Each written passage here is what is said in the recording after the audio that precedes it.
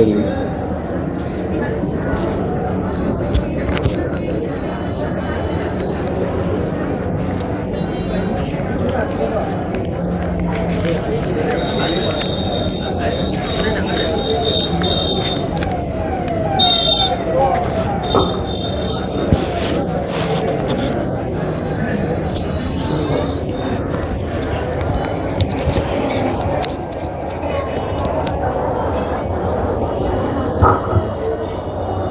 ओम नमस्पनन्ताय सहस्रमूर्तये सहस्रपादाक्षिशिरोर्वाहवे सहस्रनाम्ने पुरुषाय शाश्वते सहस्रकोटियुगधारिणे नमः। नमः कमलनाभाय नमस्ते जलशायिने नमस्ते केशवानन्तं वासुदेवं नमस्तुते। वासनाद्वासुदेवस्य वासितं भुवनत्रयं सर्वभूतो निवासोऽसि वासुदेवो नमस्तुते। शंकरं शंकराचार्यं केशवं वादरायणं सूत्रभाष्यकृतो वन्दे भगवन्तो पुनः पुनः। ईश्वरो गुरुरात्मेति मूर्तिभेदविभागिने व्योमवद्व्याप्तदेहाय दक्षिणामूर्तये नमः। गुरोर्ब्रह्मा गुरोर्विष्णु गुरोर्देवो महेश्वर गुरोः साक्षात् परं ब्रह्म तस्मै श्री गुरवे नमः। ओम यो ब्रह्माणं विदधाति पूर्वं यो वै वेदांश्च प्रहिणोति तस्मै तं ह देवमात्मा बुद्धिप्रकाशं मुमुक्षुर्वै शरणमहं प्रपद्ये। मुमुक्षुर्वै शरणमहं प्रपद्ये मुमुक्षुर्वै शरणमहं प्रपद्ये। ओम नमः श्री श्री सुसिद्धानंदाय श्री सद्गुरु स्वरूपिणे करुणाघनमूर्तये तस्मै नित्यं नमो नमः। श्रीमत्परं ब्रह्म गुरुं वदामि श्रीमत्परं ब्रह्म गुरुं भजामि श्रीमत्परं ब्रह्म गुरुं स्मरामि श्रीमत्परं ब्रह्म गुरुं नमामि।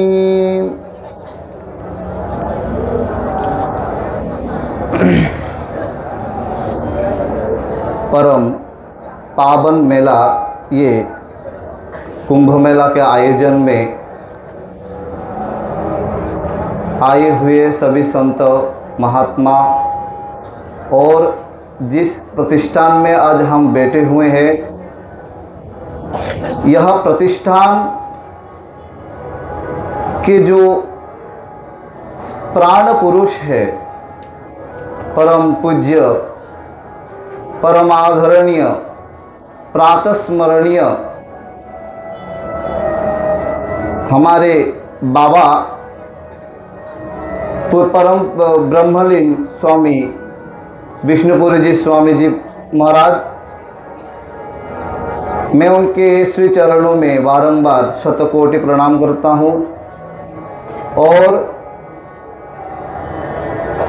मेरा ज्ञान मार्ग प्रदर्शक जो हमारे हृदय में जो वेदांत ज्ञान का संस्कार को बोया है, ऐसे परम पूज्य परमादर्श स्वामी श्री प्रणब चैतन्यपुरी जी महाराज जी श्री चरणे मैं वंदन करता हूँ और मेरा मोक्ष भार जिनके कंधे में है और मेरा प्राण प्रिय मेरे गुरुजी के श्री चरणों में बारंबार मेरा प्रणाम है। शास्त्र ये कहता है कि जो भगवत कथा या भागवत कथा, गीता कथा सुनने के लिए जिनके मन में लालसाएं होती है वो साक्षात विष्णु हैं। तो इसी गीता तत्व को श्रवण करने के लिए आए हुए इन समस्त भक्तों के श्री चरणों में मेरा नमो नारायण है। शास्त्र गीता शास्त्र के वाक्य है, सर्वधर्मान परित्यज्य मामेकं शरणं व्रज अहम त्वा सर्व पापेभ्यो मोक्षयिष्यामि मा शुच। गीता जी का यह परम श्लोक है। सब कुछ छोड़ करके एक परमात्मा के आश्रय में आप रहो। इसलिए व्यास जी का एक कथन है, गीता सुगीता कर्तव्या। गीता को सुगीत बनाना चाहिए। किमन्यैः शास्त्र विस्तरैः, अनेक अनेक जो शास्त्र है हमारे, उसमें माथापर्ची करने से हमें ज़्यादा कुछ मिलेगा नहीं। इसलिए गीता को अध्ययन करना है, गीता को मनन करना है और गीता जी का ध्यान करके गीता को सुगीता बनानी है। तभी जाकर के हमारे अंतःकरण में वो सर्वधर्मान परित्यज्य का जो भावना है वो उदित होगा। नहीं तो गीता एक पढ़ने मात्र से वो गीता सुगीता नहीं बनता। जब तक वो गीता एक आत्म तत्व की ओर हमें नहीं ले जाता है, तब तक अद्वैत ज्ञान के मार्ग पर हमें नहीं ले जाता है, तब तक वो गीता गीता ही रहता है, बस सुगीता नहीं होता। तो यह गीता के बारे में हमारे पूज्य गुरुजी यहाँ आप लोगों को बांग्ला भाषा में गीता के विषय में आप लोगों को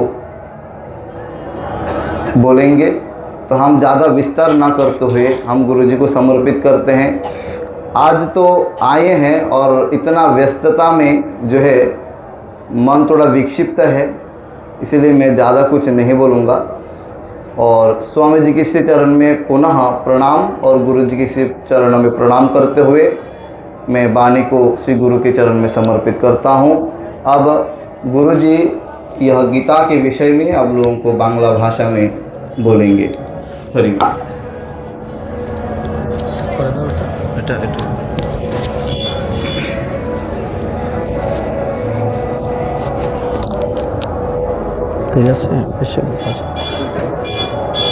जय गुरु। ओम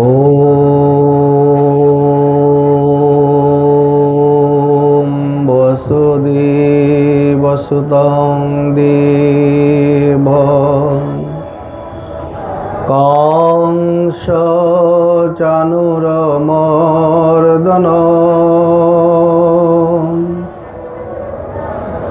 देवकी परमानंद कृष्णं वन्दे जगद्गुरु। श्रीकृष्ण हृदयंगीता संसार सकलसंसारमलनाशिनी ज्ञानं भक्तिं मुक्तिदात्री गीता देवी नमाम्यहम्। शंकरं शंकराचार्यं केशवं बादरायणं सूत्रभाष्य कृतो वन्दे भगवन्तो पुनः पुनः। मुखं करोति वाचालं वाचालं स्तब्धभाषितं यत्शक्ति तमहं वन्दे सुतेजानन्दगुरुं परम्। ॐ शान्तिः शान्तिः शान्तिः।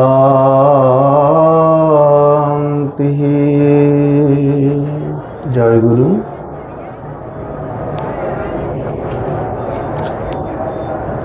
আমাদের ভারতবর্ষের অত্যন্ত পবিত্র ভূমি,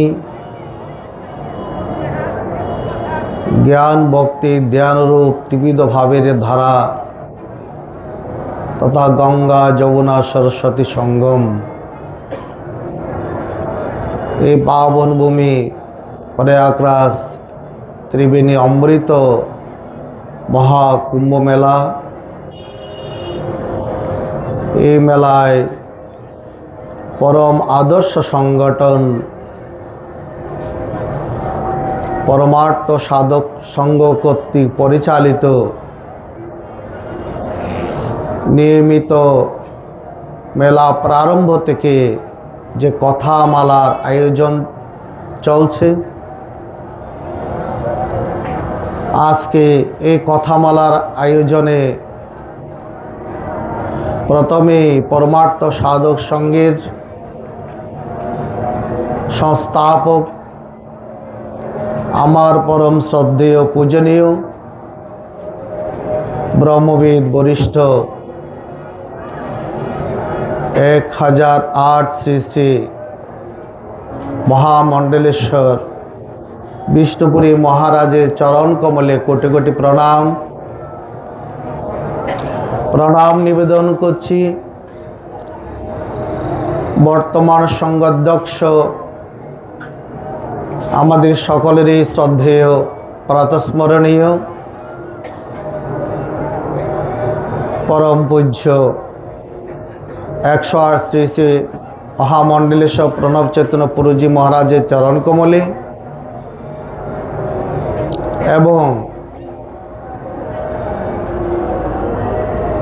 ভগবানের সাক্ষাৎ প্রতিবিস্বরূপ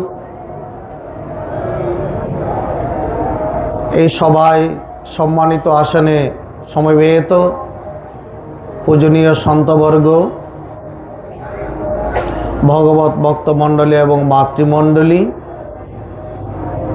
সবাইকে ওম নমো নারায়ণায় জয় গুরু সম্ভাষণ।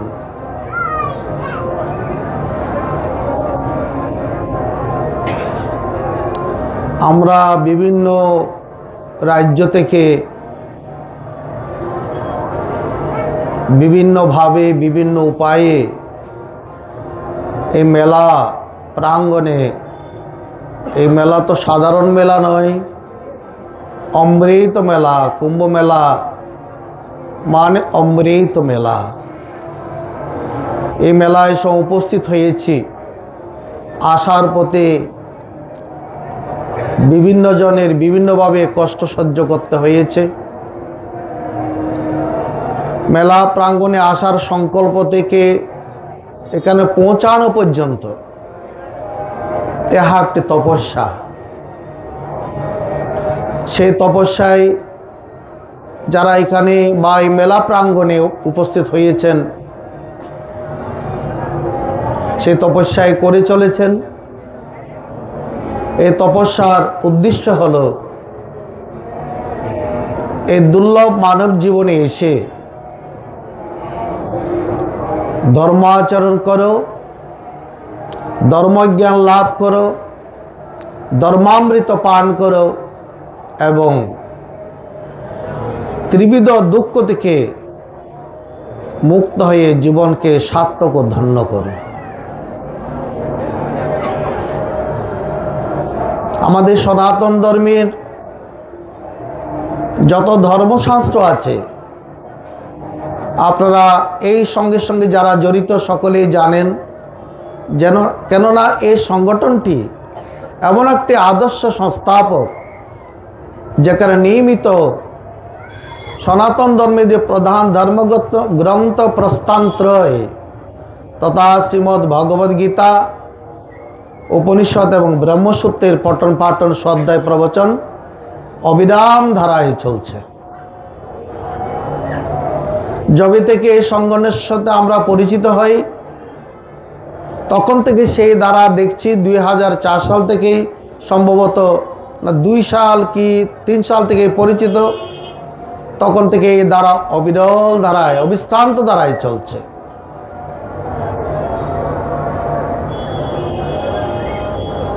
সে প্রস্তান্ত এর অন্যতম ধর্মগ্রন্থ শ্রীমদ্ ভগবদ্ গীতা,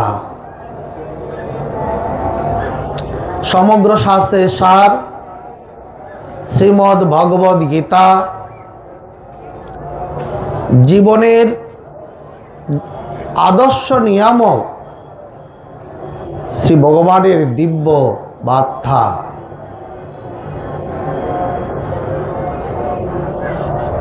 শ্রীমদ্ ভগবদ্ গীতা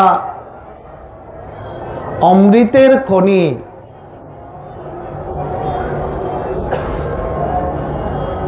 যেজন করে পান সে হয় মোক্ষ ধনে ধনী। অর্থাৎ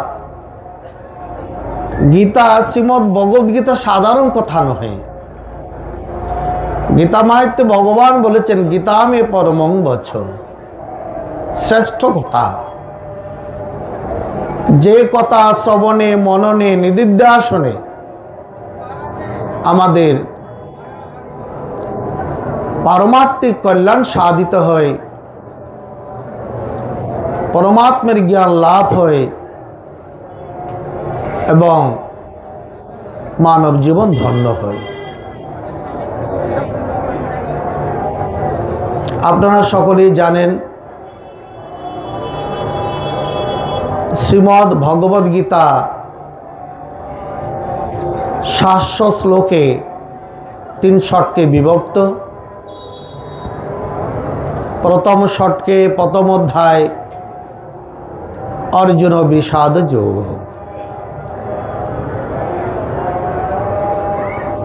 অর্জুন বিষাদ প্রাপ্ত হয়েছেন। এটা একটি ইতিহাস। এই ইতিহাসের অন্তরালে আছে প্রচুর আধ্যাত্মিক অর্থ।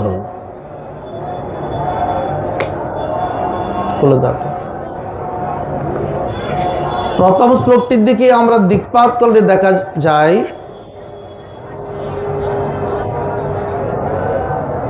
জন্মান্ধ ধৃতরাষ্ট্র দিব্যজ্ঞান প্রাপ্ত সঞ্জয়ের নিকট জিজ্ঞাসিলেন, ধর্মক্ষেত্রে কুরুক্ষেত্রে সমবেতা ইয়ুৎসব মামকা পাণ্ডবাশ্চৈব কেম কুর্বত সঞ্জয়। এই শ্লোকটি নিয়ে বিভিন্ন মহাত্মাগণ বিভিন্নভাবে আলোচনা করেছেন।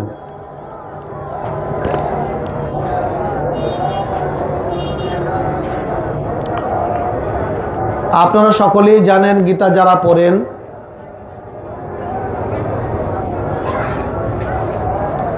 একদিকে পাণ্ডব পক্ষ, অন্যদিকে কৌরব পক্ষ, মধ্যে ভগবান শ্রীকৃষ্ণ। সকলে যুদ্ধের জন্য সমবেত হয়েছেন। ধর্মক্ষেত্র কুরুক্ষেত্র, সেখানে ভগবান শ্রীকৃষ্ণ বিষাদগ্রস্ত অর্জুনকে শ্রীমদ্ ভগবদ গীতার কথা বলেছেন।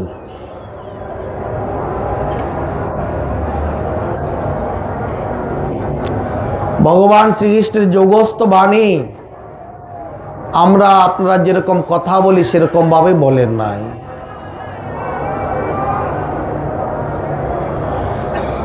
যেহেতু যোগস্থ বাণী, সেই জন্য গীতা শ্রীকৃষ্ণ উবাচ বলে কোনো কথা লেখা নেই, শ্রী ভগবান উবাচ বলে কথা আছে।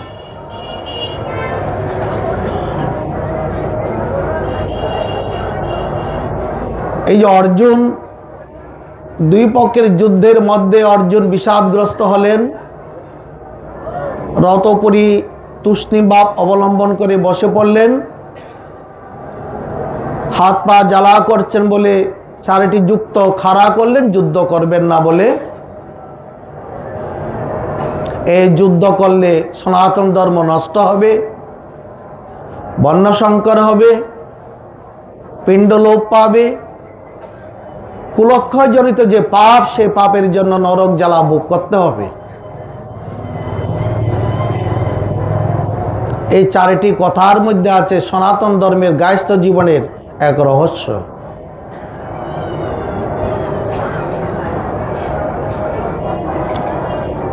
অর্জুন দেখছেন এই যুদ্ধক্ষেত্রে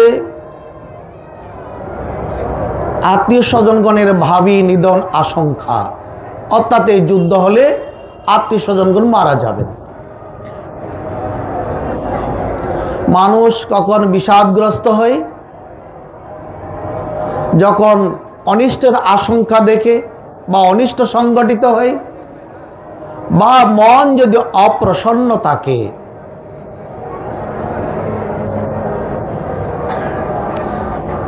অর্জুনের মতো সংসারে আমাদের মনেও এরকম বিষাদ প্রাপ্ত হয়। মন যদি সংকটে থাকে, বিপদে থাকে, মোহে থাকে, যদি মনের লক্ষ্যস্থল জানা না যায়, জীবনের লক্ষ্যস্থল জানা না যায়, এই জীবন যে একটি যাত্রা স্বরূপ, এই যাত্রার গন্তব্য কোথায় সেটা যদি আমরা জানতে না পারি, তাহলে এই সংসার চক্রে মায়ামোহে প্রতি পদক্ষেপে আমাদের দুর্ভোগ পোহাতে হয়। এর জন্য মন অপ্রসন্ন থাকে, মন সংকটে থাকে, বিপদগ্রস্ত থাকে, হতাশাগ্রস্ত হয়, বিষাদগ্রস্ত হয়। মন যদি তমগুণে অভিভূত থাকে, তাহাতেও মন বিষাদ প্রাপ্ত হয়। সংসারে দেখা যায় মানুষ যদি অন্ন সংকটে থাকে, অর্থ সংকটে থাকে, সঠিক আশ্রয়ের অভাব সংকটে থাকে, যদি ব্যাধিগ্রস্ত হন, আরোগ্যের অভাব সংকটে থাকে, কেউ অপমান করলে অপমানের সংকটে থাকে, মনে অসংখ্য কামনা বাসনা পূরণ না হলে আকাঙ্ক্ষার সংকটে থাকে, মানুষের মনে অপ্রসন্নতা তথা বিষাদগ্রস্ত ভাবটা দেখা যায়।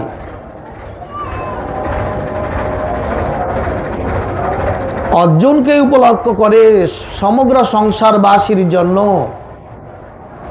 ভগবান এই সংকট থেকে মুক্তি লাভের জন্য শ্রীমদ্ ভগবদ গীতার অবতারণা করেছেন। সেই জন্য গীতার প্রথম অধ্যায়কে বলা হয় গীতা মন্দিরের বীজ স্বরূপ।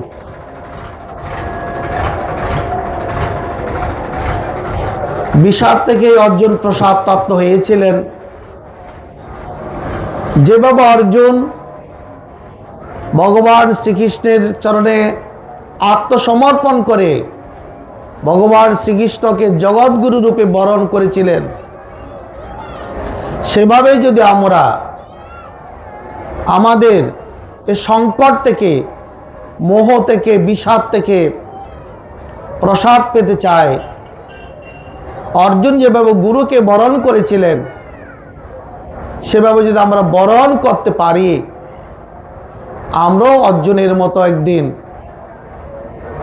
বলতে পারবো আমার মোহ নষ্ট হয়েছে, আমি এখন স্থির হয়েছি, এখন আপনি আমাকে যাহা বলবেন আমি তাহাই করব। অর্জুন কিভাবে গুরু বরণ করলেন? শ্রীমদ্ ভগবদ গীতার 2য় অধ্যায়ের সাংখ্যযোগের 7ম শ্লোক। কিভাবে আত্মসমর্পণ বুদ্ধি নিয়ে তিনি গুরুকরণ করেছিলেন। কার্পণ্য দোষ উপহত স্বভাব পৃচ্ছামি ত্বং ধর্ম সম্মূঢ় চেতা যশ্চেয়স্যাদ নিশ্চিত গৃহী তন্মে শিষ্যস্তহং সাদিমাং ত্বং প্রপন্নম।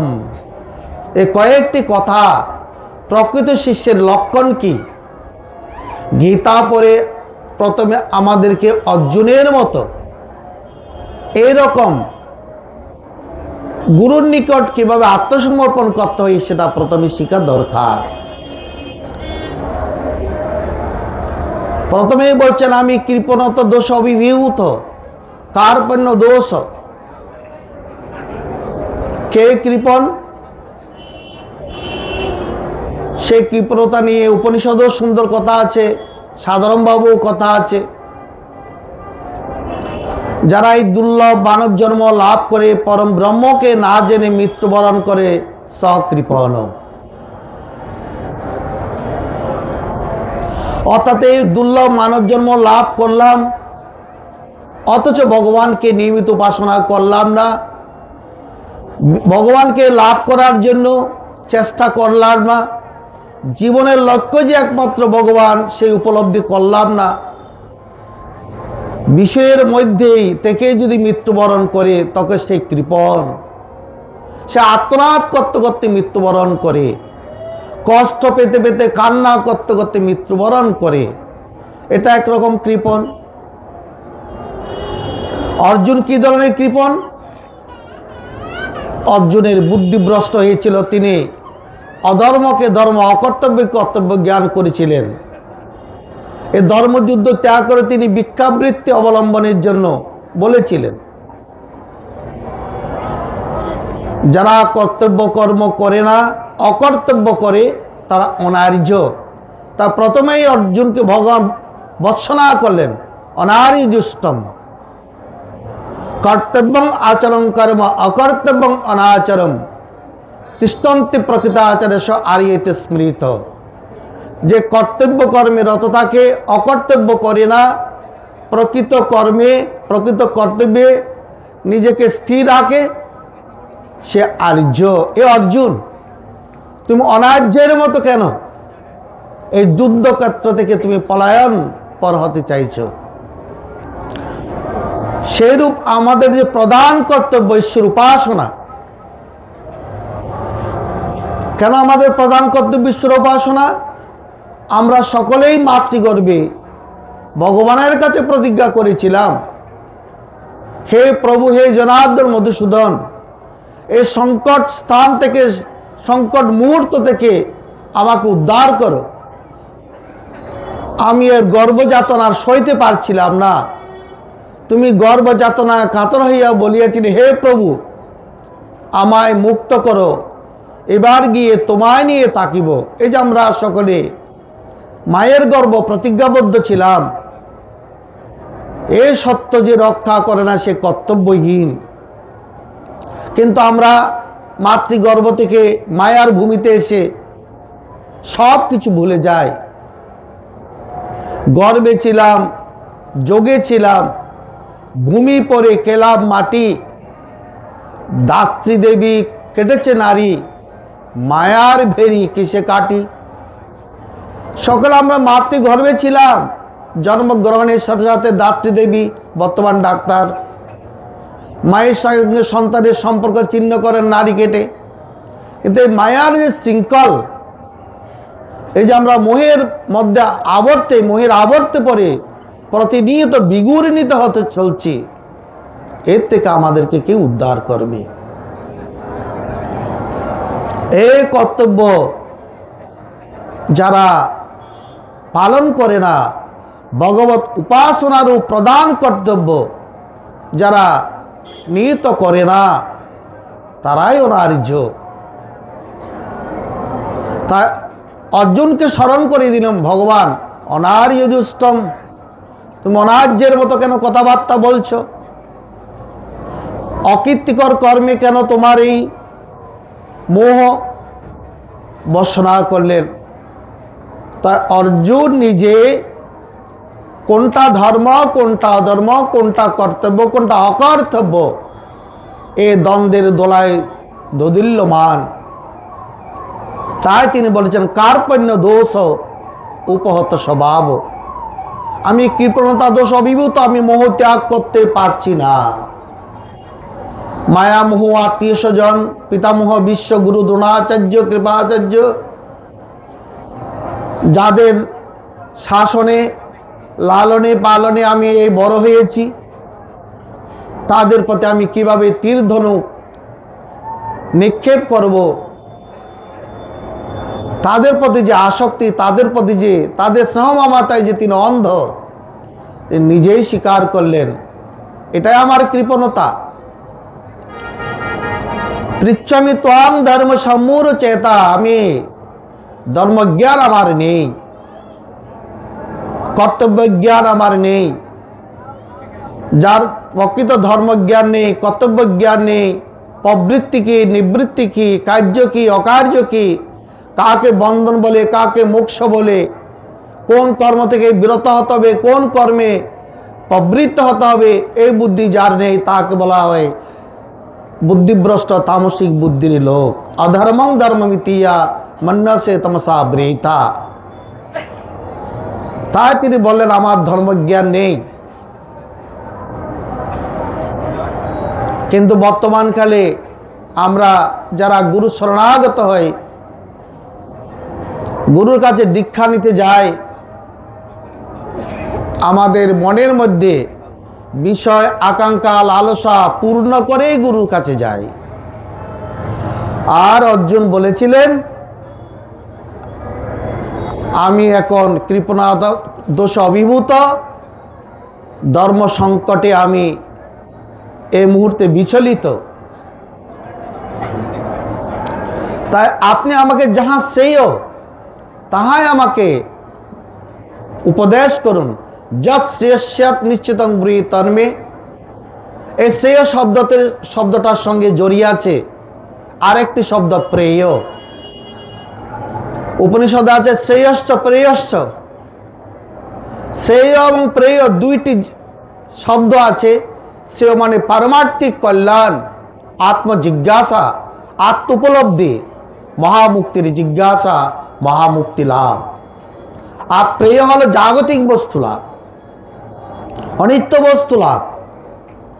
তা অর্জুন জিজ্ঞাসা করে যাহা শ্রেয়, যাহাতে আমার জীবনের পরম কল্যাণ সাধিত হয়, আত্মকল্যাণ সাধিত হয়। অর্জুনের এই যে মনের ইচ্ছা, এই যে মনের শুদ্ধ ভাব, ভগবানকে সম্মুখে রেখেই মনের মধ্যে শুদ্ধ সংস্কার জাগ্রত হলো, এটা দেখে আমাদের শিক্ষা নিতে হবে যে আমরা যে গুরুর কাছে দীক্ষা নিই কি লাভের জন্য, শ্রেয় না প্রেয়। যদি আমরা গীতাকে ভালোবাসি, ভগবানকে ভালোবাসি, এই দুর্লভ মনুষ্য জীবনের মহত্ব গৌরবকে উপলব্ধি করি, এই জীবন যে পরম দুর্লভ, বারবার এই দুর্লভ এবং নশ্বর দেহ বারবার লাভ করা যায় না, বারংবার লাভতে। এটা যদি আমরা উপলব্ধি করি, আমরা নিশ্চয় গুরু নিকট শ্রেয় জিজ্ঞাসা করিব। এই অমৃত কুমড়া আমরা এসেছি অমৃতের সন্ধানের জন্য, অমৃত প্রাপ্তির জন্য। আত্মজ্ঞান, আত্মানন্দ, ব্রহ্মানন্দ, এই হচ্ছে প্রকৃত অমৃত, প্রকৃত আনন্দ। ঠাকুর রামকৃষ্ণ বলতেন জীবনে 3 প্রকারের আনন্দের সন্ধান পাওয়া যায়। এক বিষয় আনন্দ, পঞ্চ বিষয় মধ্যে যারা আছে শব্দ স্পর্শ রূপ রস গন্ধ, সংক্ষেপে কামিনী কাঞ্চনের যে আনন্দ। বিষয় আনন্দ তুচ্ছ আনন্দ, নশ্বর, ক্ষণিক, এই আছে এই নাই। তারপর আছে ভজনানন্দ, নিয়মিত ভগবানের উপাসনা করে যে একটা আনন্দ, মনের মধ্যে একটা তৃপ্তি, একটা যে শান্তি লাভ করা যায়। যতক্ষণ আমাদের মন উপাসনায় থাকে, ভগবানের স্তব স্তুতি থাকে, সাধু সঙ্গে থাকে, ভগবানের কথার সঙ্গে যুক্ত থাকে, তখন আমরা এক প্রকার আনন্দ পাই। এটা হচ্ছে ভজনা আনন্দ। এটা বিষয় আনন্দের চেয়ে ভালো, তথাপি যতক্ষণ ভজন করব ততক্ষণ আনন্দ প্রাপ্ত হব। কিন্তু আত্মানন্দ বা ব্রহ্মানন্দ হচ্ছে প্রকৃত আনন্দ। কারণ এটা একবার লাভ হলে এটা যাওয়ার নয়, যেটা শ্রেষ্ঠ লাভ। জং লব্ধা চাপরং লাভং মন্যন্ত নাদিকঙ্কত, যেটা প্রাপ্ত হলে এই গোর কলিকালেও বিভিন্ন বিষয় আমাকে কোনোদিন বিচলিত করতে পারবে না, আমাকে অশান্ত করতে পারবে না। আমার মন শান্ত স্থির হয়ে যাবে ব্রহ্মানন্দে। তো এই যে ব্রহ্মের আনন্দ, ব্রহ্মলাভের আনন্দ, ব্রহ্মানুভূতির আনন্দ, আত্মানন্দের আনন্দ, এটাই প্রকৃত অমৃত, এটাই শ্রেয়। আর ওটাই প্রার্থনা করেছেন অর্জুন। অর্জুন শীর্ষস্থানে আছেন, ভগবান শ্রীকৃষ্ণ জগৎগুরুর আসনে আছেন। আমরা সকলেও দীক্ষা নিয়েছি গুরুর নিকট থেকে। আমাদের মনে আজকে আত্মসমীক্ষার বিষয়, প্রতিদিনই আত্মসমীক্ষা করতে হয়। আসলে গুরুর কাছে আমি কি জিনিসটা আমি চেয়েছি, আমার চাওয়ার উপর আমার প্রাপ্তি। কিন্তু আমরা যদি ক্ষুদ্র বস্তু চাই, জাগতিক বস্তুগুলো যদি চাই, আমরা ঠকে যাব। আমাদের গুরুদেব বলতেন, তুমি এখন ক্ষুধার্ত একজন অন্নপ্রার্থী, তুমি রাজার কাছে গিয়ে যদি বলো, হে রাজা, আমি আপনার রাজ্যের প্রজা, আমি এখন দরিদ্র ক্ষুধার্ত, আমাকে এক মুষ্টি অন্ন ভিক্ষা দিন। রাজা আমাকে এক বেলার অন্ন দেবেন। এক বেলার অন্ন খেয়ে পরের বেলা তো আবার আমার মন পিপাসার্ত বা ক্ষুধার্ত হবে। চিরকালের মতো আমার যে অন্নের অভাব তো ঘুচল না। আমি রাজার কাছে যদি আত্মসমর্পণ করতাম, হে রাজন, আমি একজন দরিদ্র আপনার প্রজা, আপনি আমাকে এমন উপায় করুন যেন আমি অন্ন সংকট থেকে মুক্ত হতে পারি। রাজা যদি একটি দাসের চাকরিও দেন, তাতেও তো সারা জীবনের জন্য অন্নের অভাব ঘুচে যায়। তাহলে ওই ভিখারির যে প্রথম প্রার্থনা এক বেলার অন্ন চায়, ক্ষুদ্র প্রার্থনা হলো, ঠকে গেল। সেইরূপ আমাদের সকলে রাজা ভগবান পরমাত্মা, আমরা তার কাছে যদি এই অনিত্য টাকা পয়সা ধন দৌলত চাই, তিনি তা দেবেন।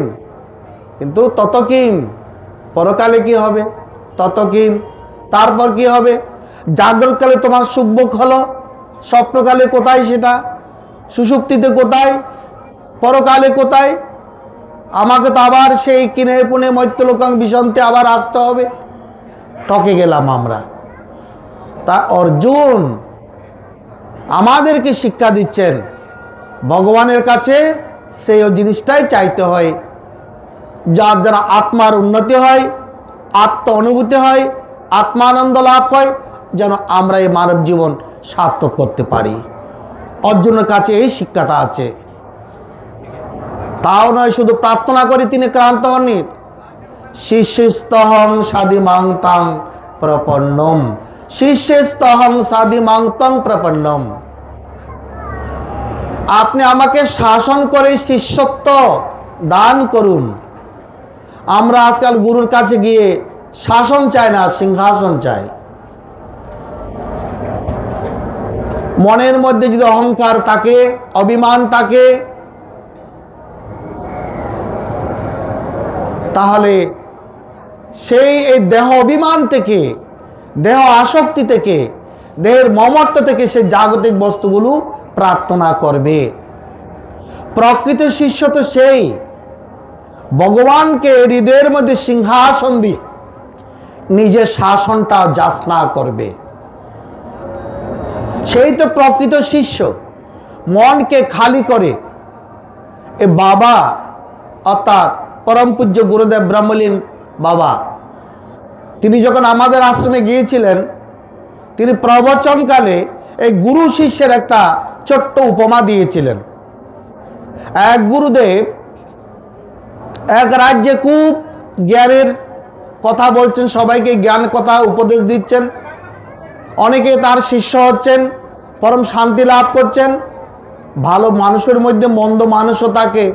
বাবাই বলেছিলেন, এক মন্দ কুটিল ব্যক্তি বলে সাধুগুরি আজকে বাইর করে দেব। ওই কুটিল মনোভাব নিয়ে বাবার কাছে আসলেন, সাধু বাবার কাছে আসলেন। সাধু বাবা তো কাছে এসে বলছে, সাধু তুমি নাকি আজকে খুব জ্ঞান ট্যান দিচ্ছ। বলে না, তেমন তো কিছুই নয়, তো আমাকে কিছু জ্ঞান ট্যান দাও।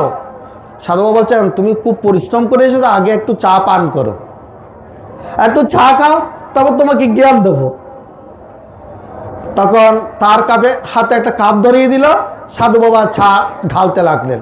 চা ঢালছেন, কাপ ভর্তি হয়ে উপচে পড়ে যাচ্ছে, আর দিচ্ছে আর দিচ্ছে। বলে সাধু বাবা থামেন থামেন, কাপ তো ভর্তি হয়ে গেছে। বলে তুমি না, বলে আর ধরবে না, চা আর ধরবে না। বলে কি করে ধরবে, কাপ তো ভর্তি হয়ে বাইরে পড়ে যাচ্ছে। বলে বাবা, গুরু কাজটা হাতের মনটাকে একটু খালি করে আসতে হয়। তুমি যেভাবে অহংকার অভিমান নিয়ে এসছো, তো তোমাকে জ্ঞান দিলে গুলো ওই ছাপ বাইরে পরে যাওয়ার মতো পড়ে যাবে, ওই জ্ঞান তো তোমার কাজে আসবে না। বাবা বলেছিলেন গুরুর কাছে কিভাবে যেতে হয় তিনি শিক্ষা দিলেন অর্জুনের এই দৃষ্টান্ত থেকে। অর্থাৎ গুরুর কাছে যেতে মনটাকে খালি করে, অহংকার অভিমান শূন্য হয়ে। আমরা বলি না, গুরুর কাছে গিয়ে প্রথমে প্রণিপাত করো। প্রণিপাত মানে কি, প্রকৃষ্ট রূপে অহংকার অভিমানের নিপাত।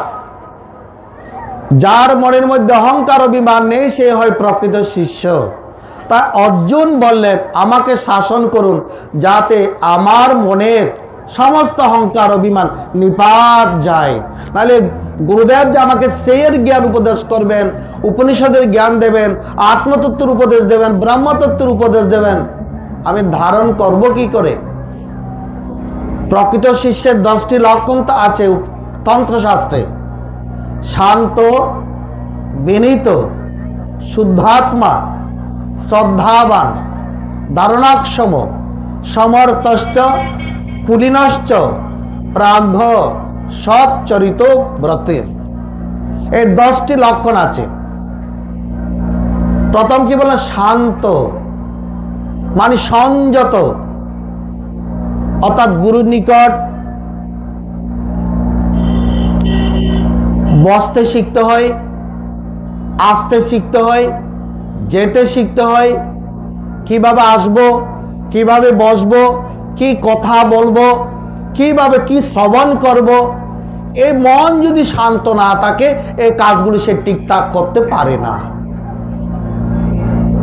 অর্থাৎ মনকে ঈশ্বরমুখী করে রাখা, গুরুমুখী করে রাখা, ইষ্টমুখী করে রাখা, আত্মমুখী করে রাখা, শান্ত হয়ে থাকা। আমাদের শাস্ত্রে শান্তম উপাসিত। তুমি আগে শান্ত হও, তারপর তুমি উপাসনার মধ্যে মনোনিবেশ করো। মনেই যদি অশান্ত থাকে তুমি উপাসনা করবে কি করে?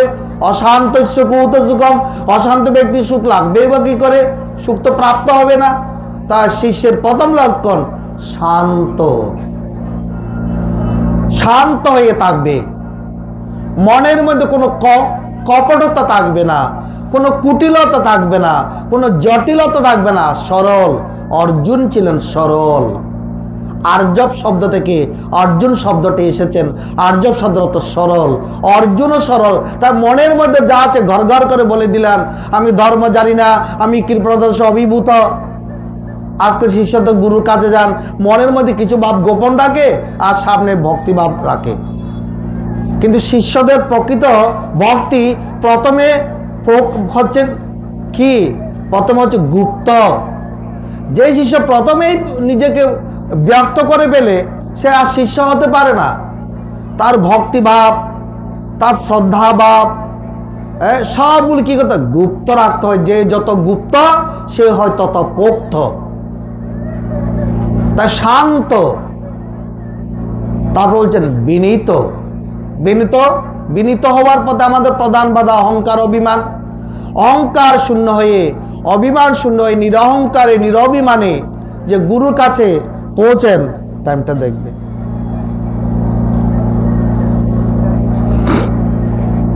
সে হয় বিনীত শিষ্য। তারপর শুদ্ধ আত্মা। শুদ্ধ আত্মা মানে যার মন সাত্ত্বিকভাবে বিচরণ করে, যার সাত্ত্বিক আহার আছে, সাত্ত্বিক ব্যবহার আছে, সাত্ত্বিক সংকল্প আছে, সাত্ত্বিক কর্ম আছে, সাত্ত্বিক কর্তা আছে, সাত্ত্বিক জ্ঞান আছে, সে হয় শুদ্ধ আত্মা। শ্রদ্ধাবান, গুরু বেদান্ত বাক্যের প্রতি অটুট বিশ্বাস, জ্বলন্ত বিশ্বাস, বালকের মতো বিশ্বাস। বালকে মা যেটা বলে সেটাই শুনে। ভূতের ভয় দেখালে ভূতের ভয়, সাপের ভয় দেখালে সাপের ভয় সে মেনে নেয়। মা বলেছেন, মা বলেছেন মানে ব্রহ্মবাক্য। সেরকম শাস্ত্রের প্রতি, গুরুর প্রতি, গুরু বেদান্ত বাক্যাদিশী বিশ্বাস, শ্রদ্ধা। যে শ্রদ্ধাবান হবে, এইরকম প্রকৃত শ্রদ্ধা যার আছে, যোগসূত্র বলছেন শ্রদ্ধা বীর্য স্থিতি সমাধি প্রজ্ঞা পূর্বকে তেরেসাম। এই শ্রদ্ধা যার আছে তার আত্মকর্মে প্রবল উৎসাহ উদ্দীপনা জাগে, তার আত্মস্মৃতি জাগ্রত হয়, তার জ্ঞান লাভ হয়, সে মুক্তি লাভ করে। এইরকম শ্রদ্ধা উপরে উপরে শ্রদ্ধা নয়, বাহিরে শ্রদ্ধা দেখালাম, লোক ভয়ে, লজ্জা বয়ে, 10 জনে শ্রদ্ধা করছে আমিও করলাম, এরকম নয়। সত্য বাক্যকে ধারণ করে ভগবানের প্রতি, গুরুর প্রতি, শাস্ত্রের প্রতি যে অপুরন্ত নিষ্ঠা, অনন্ত নিষ্ঠা, তাকে বলা হয় শ্রদ্ধা। এরকম শ্রদ্ধা যার আছে সেই শিষ্যকে বলা হয় শ্রদ্ধাবান। শান্ত, বিনীত, শুদ্ধ আত্মা, শ্রদ্ধাবান, দারুণাক্ষম। অর্থাৎ গুরু যে বাক্যগুলো আমাকে বলবেন, যে জ্ঞান উপদেশ আমাকে করবেন আত্মকল্যাণের জন্য, আত্মতত্ত্বের যে উপদেশ দেবেন, তা ধারণা করার মতো, ধরে রাখার মতো মনের মধ্যে যে শক্তি সঞ্চয় প্রয়োজন, সেটা হলো দারুণাক্ষম শিষ্য। কিভাবে হবে? যে নিয়মিত গুরু প্রদর্শিত পথে ধ্যান ধারণা করে, সমর্থশ্চ, এই সাধনার পথে চলতে, গুরু বাক্য পালন করতে সম্মুখে যে বাধা বিপত্তি আমাদের উপস্থিত হয়, সেই ত্যাগ, তিতিক্ষা, সংযম সহ্য করার যে সমর্থতা, সেটা যে শিষ্যের কাছে আছে তাকে বলে সমর্থবান শিষ্য। তারপর যে কুলীনশ্চ, কুলীন বলা হয়েছেন অর্থাৎ যার পারিবারিক শিক্ষা আছে, উচ্চ বংশজাত। উচ্চ নিচু বলতে এখানে ব্রাহ্মণ ক্ষত্রিয় বৈশ্য শূদ্র নয়।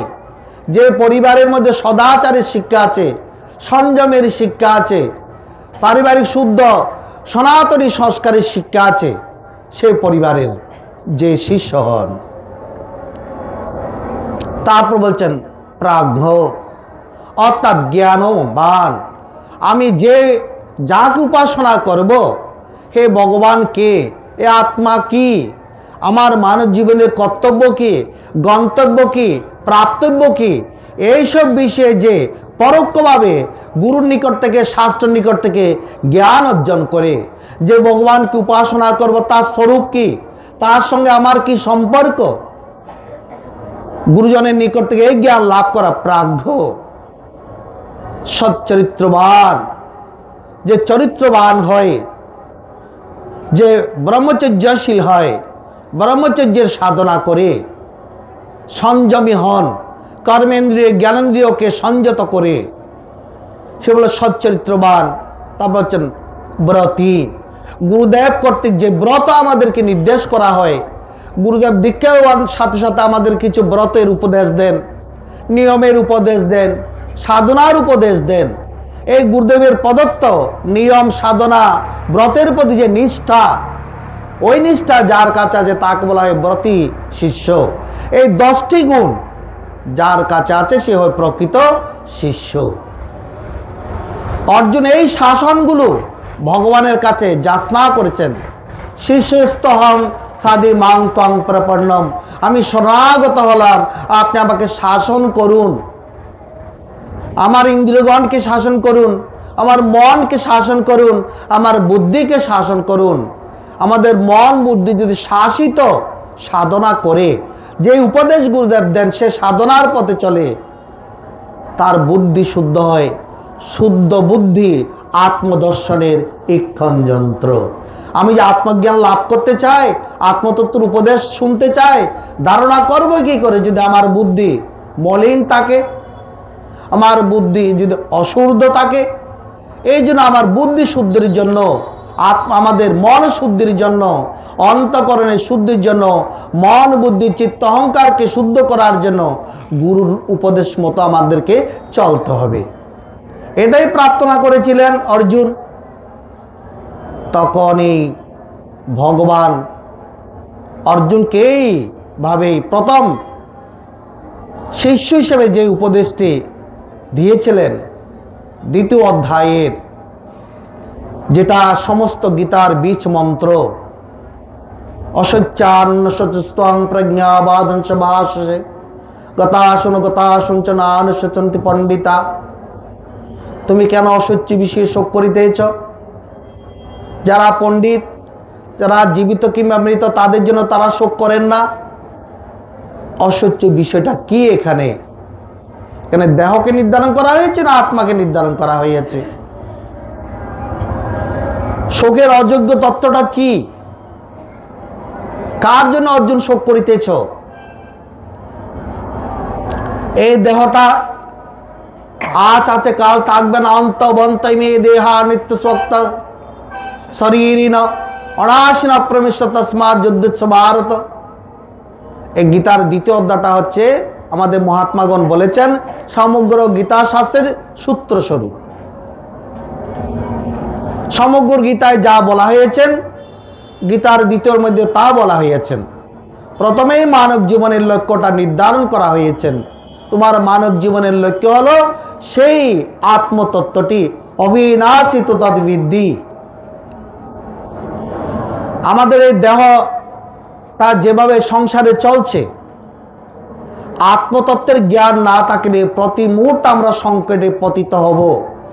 এই জন্য অর্জুনকে সঠিক পথের নির্দেশনা দিতে গিয়ে প্রথমে আগে জানালেন, আসলে তুমি কে, তুমি আগে নিজেকে চিনে নাও। তুমি যে কে, তুমি আগে সেটা চিনে নাও। তুমি কি দেহ, না দেহকে পরিচালিত কর যে সত্তা, যে শক্তি আত্মা, সেটা তুমি। অর্জুনকে লক্ষ্য করে আমাদের সকলের জন্য ভগবানের এই আত্মতত্ত্বের উপদেশ। ঠাকুর রামকৃষ্ণ বলতেন, আত্মজ্ঞান আঁচলে বেঁধে যাহা খুশি তাহা করো, অর্থাৎ তোমার কর্তব্য কর্ম করো। মনে মনে জানতে হবে আমি কে। একজন পুরুষ যেমন নিজেকে পুরুষ ব্যতীত ভুলে স্বপ্ন নারী রূপে কল্পনা করে না, চিন্তা করে না, একজন নারী যেমন নিজেকে নারী ব্যতীত একজন পুরুষকেও পুরুষ স্বপ্ন ভাবেন না। যারা আত্মজ্ঞানী মহাপুরুষ, যারা আত্মতত্ত্ব জ্ঞান লাভ করেছেন, প্রাপ্ত হয়েছেন, তারাও জানেন যে তিনি আত্মা ব্যতীত কিছু নয়। এই জীবকুল যত আছে, আচার্য শঙ্কর বলেছেন, জীব ব্রহ্ম এব না পর, যে ব্রহ্ম ব্যতীত আর কিছুই নয়। ওই ব্রহ্মই আত্মারূপে আমাদের সকলের মধ্যে বিরাজ করছেন। অহম আত্মা গুরু আকেশ সর্বভূত আশ্রয় স্থিত। এই তত্ত্বটি পরোক্ষভাবে আমাদের আগে জানতে হবে। এই তত্ত্বটা জানানোর জন্য অর্জুনকে ভগবান এই গীতার দ্বিতীয় অধ্যায়ে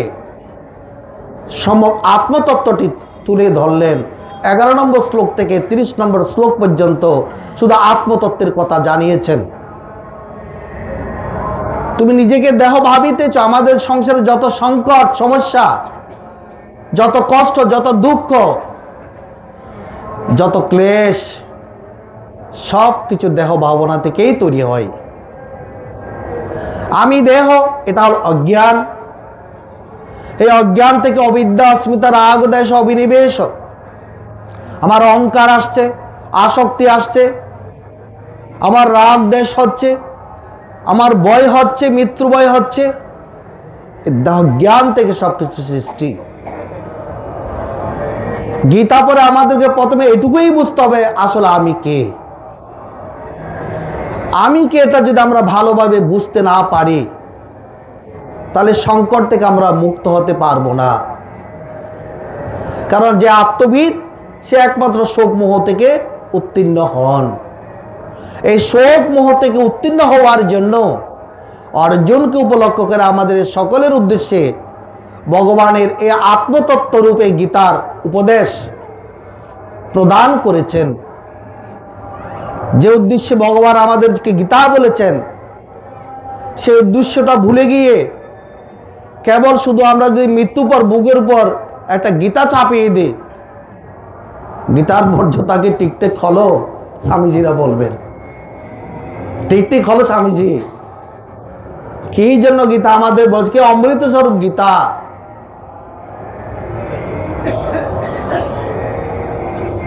আপনারা এই অমৃত কুম্ভে এসেছেন, এটাই মনের মধ্যে গেঁথে রাখুন যে আমি আত্মা ব্যতীত আর কিছু নহে। এই উপলব্ধির জন্য আমাকে কি করতে হবে? এবার আমার কর্মকাণ্ড শুরু হয়ে গেল। এই আত্ম উপলব্ধির পথে যে বাধা, অজ্ঞানতা, চিত্তের অশুদ্ধতা, চিত্তের অনির্মলতা বা মলিনতা, আমি প্রথমে প্রণাম মন্ত্রে বলেছিলাম, শ্রীকৃষ্ণ হৃদয়ং গীতা সংসার মলনাশিনী। এই গীতা ভগবানের হৃদয়, সাক্ষাৎ ভগবান। এই গীতাকে অবলম্বন করিলে সংসারের মল যে অজ্ঞানতা, বিনাশ হয়ে যায়।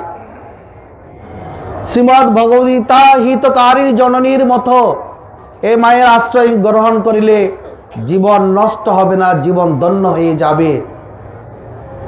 একজন মা যেমন তার শিশুকে স্তন্যপান দিয়ে তাকে লালন পালন করে, গীতা মাতা সেরূপ আমাদের অদ্বৈত অমৃত বর্ষিনী অদ্বৈত জ্ঞান প্রদান করেন। অদ্বৈত জ্ঞানরূপ যে অমৃত, সেটা বর্ষণ করেন। আর কি করেন? ভবদেশিনী, জন্ম মৃত্যুর যে দুঃখ, এই দুঃখকে তিনি বিনাশ করে দেন। আমরা এই গীতার স্মরণে এই জন্যই যাব, মা যেন আমাদেরকে অদ্বৈত জ্ঞান প্রদান করেন, আমাদের এই জন্ম মৃত্যুর দুঃখ থেকে আমাদেরকে মুক্তি প্রদান করেন। আমরা যেন গীতানিষ্ঠ হই, গুরুনিষ্ঠ হই, গুরু নির্দেশিত পথে সাধনা করে আত্ম উপলব্ধি করতে পারি। আমরা যেন আত্মজ্ঞান লাভ করে মানব জীবন ধন্য করতে পারি, এটা প্রার্থনা করে সকলের প্রণাম জানিয়ে আমার এই বাক পুষ্পাঞ্জলি গুরুদেবের চরণে সমর্পিত করছি। ওম পূর্ণমদঃ পূর্ণমিদং পূর্ণাৎ পূর্ণমুদচ্যতে পূর্ণস্য পূর্ণমাদায় পূর্ণমেবাবশিষ্যতে। ওম শান্তি শান্তি শান্তি। জয় গুরু। जय जय सच्चिदानंद विग्रह श्री गुरु प्रेमानंद आनंद कर हरे हरे बोलो बोलो। जय जय सच्चिदानंद विग्रह श्री गुरु प्रेमानंद हरे हरे बोलो बोलो। जय जय सच्चिदानंद विग्रह श्री गुरु प्रेमानंद हरे हरे हरे बोलो। ओम नमः पार्वती पतये हर हर महादेव। বরাবর 8টা আমরা তো আবার চলাইতে পারি। আমার গীতাটা নাও, এবার ওদের প্রোগ্রাম কি হবে ওরা করবে।